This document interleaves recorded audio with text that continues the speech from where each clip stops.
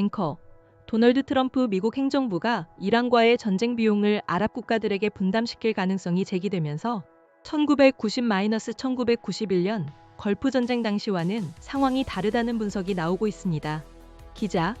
백악관의 캐럴라인 레빗 대변인은 지난달 30일 브리핑에서 트럼프 대통령이 이란 전쟁 비용 분담에 꽤 관심이 있을 것이라고 밝혔습니다.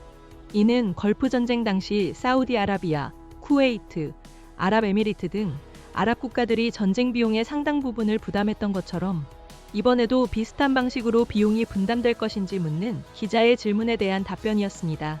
걸프 전쟁 당시 미국은 이라크와의 전쟁 후 약 610억 달러의 전쟁 비용 중 540억 달러, 즉 88%를 아랍 국가들과 독일, 일본, 한국 등으로부터 충당했습니다. 가장 많은 비용을 부담한 국가는 사우디아라비아로 149억 200만 달러, 쿠웨이트가 146억 2,900만 달러였습니다. 아랍에미리트 연합 또한 40억 8,800만 달러를 부담했습니다.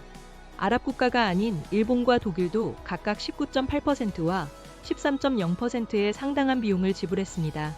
한국은 당초 약속했던 3억 5,500만 달러보다 줄어든 2억 100만 달러, 약 0.5%를 담당했습니다. 현재 이란 전쟁에 소모되는 비용은 상당합니다. 미국 싱크탱크인 미국 진보센터에 따르면 전쟁 첫 4주 동안 약 250억 달러 이상이 소모되었으며 미 국방부는 의회에 추가로 2천억 달러의 예산을 요청한 상태입니다. 트럼프 대통령이 전쟁을 조속히 마무리하겠다고 밝힌 만큼 실제 투입될 총 비용은 전쟁 기간에 따라 달라질 전망입니다.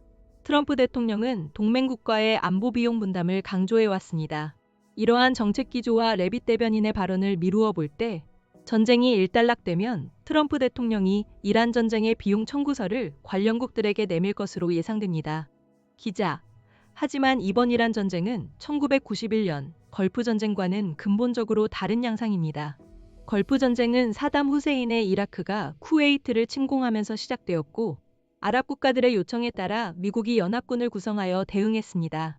이 과정에서 아랍 국가들이 전쟁 비용을 분담하는 데 큰 이견이 없었습니다. 반면 이번 이란과의 긴장은 아랍 국가들과의 사전 조율 없이 미국과 이스라엘 주도로 시작되었다는 지적이 미국 내부에서도 나옵니다.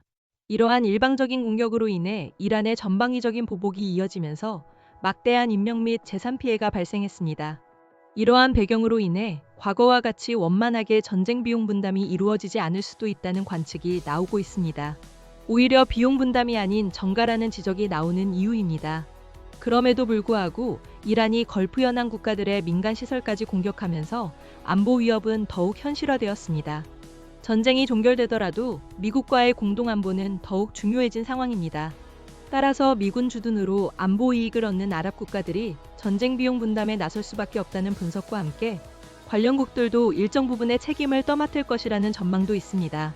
특히 11월 중간 선거를 앞둔 트럼프 대통령으로서는 전쟁의 신속하고 원만한 마무리뿐만 아니라 전쟁 비용 부담을 줄이는 것이 선거에 매우 중요합니다.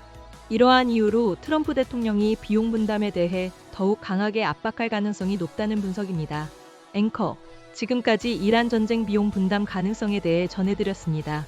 다음 소식으로 이어가겠습니다.